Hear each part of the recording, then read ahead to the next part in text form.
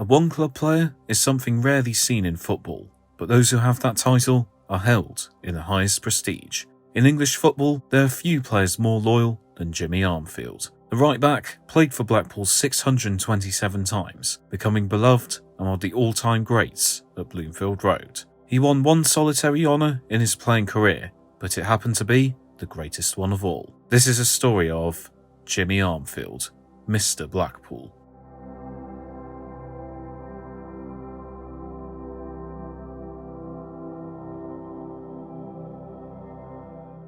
Jimmy Armfield was born in Denton, Lancashire on the 21st September 1935, and his family moved to Blackpool during the Second World War.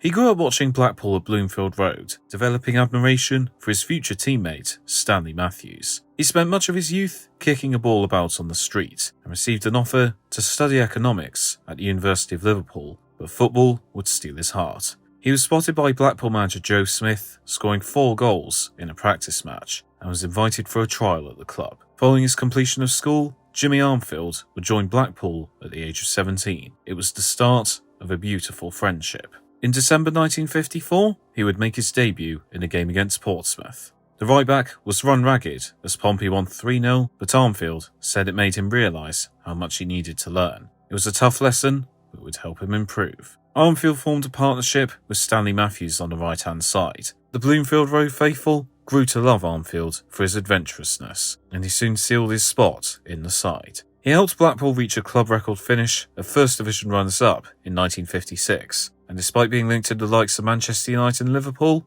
he would stay put. 1959 was a big year for Armfield.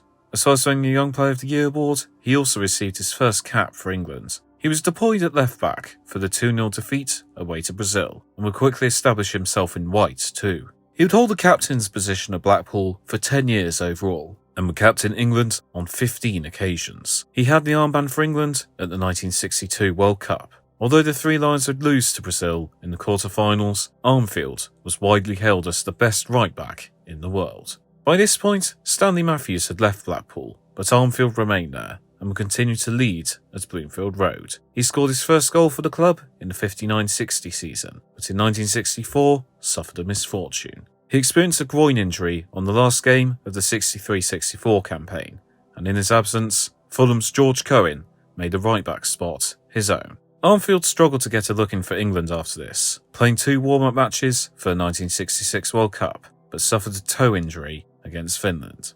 Armfield would not be a part of Alf Ramsey's squad, as England won the World Cup on home soil, but he did not play the game. Nonetheless, he was still a part of the team, and did his bit to help England win.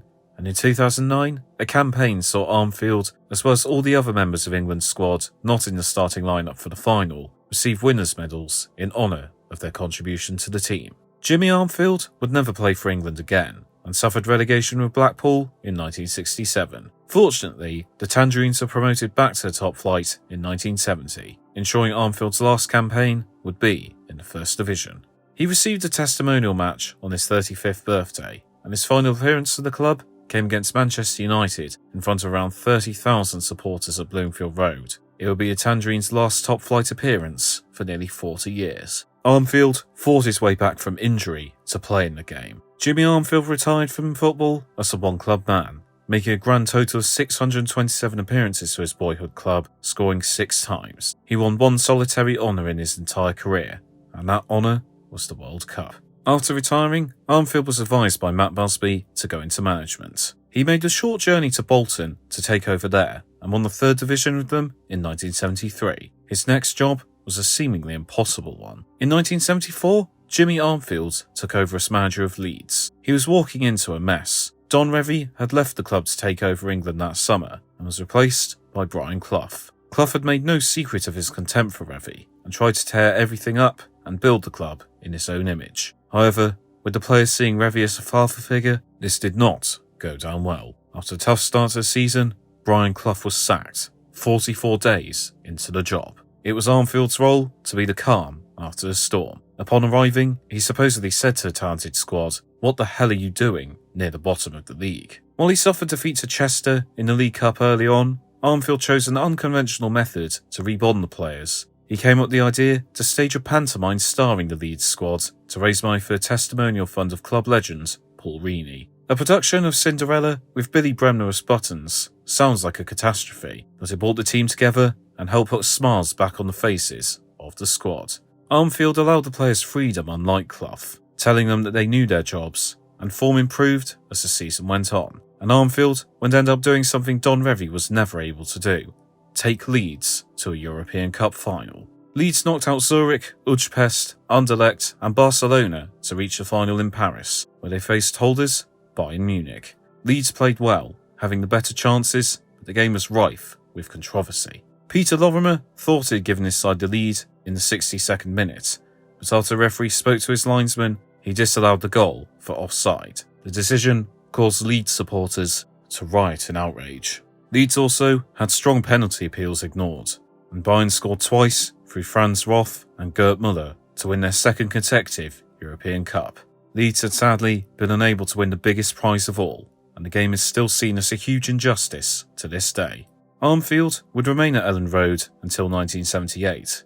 Whilst he did not win any trophies at the club, he provided stability, as they never finished outside the top 10 under him. He would be replaced by Jock Stein, who left Leeds soon after to take the job at Scotland. Jimmy Armfield had a unique distinction of being both preceded and succeeded by managers who lasted 44 days at Leeds. Armfield would not return to the dugout afterwards, and decided to turn to a media career instead. He would spend time writing for the Daily Express, and later had a role at BBC Radio 5 Live as a match summariser, a role he held for well over 30 years. He divided this to consultancy roles to the FA, playing part in the appointments of Terry Venables and Glenn Hoddle for England. He was much loved on the radio for his warmth, enthusiasm and vast knowledge of the game, and was held in high esteem by his colleagues. In 2009, a statue of Jimmy Armfield was unveiled outside Bloomfield Road. Armfield was humbled by the gesture, saying he was proud and grateful to be appreciated.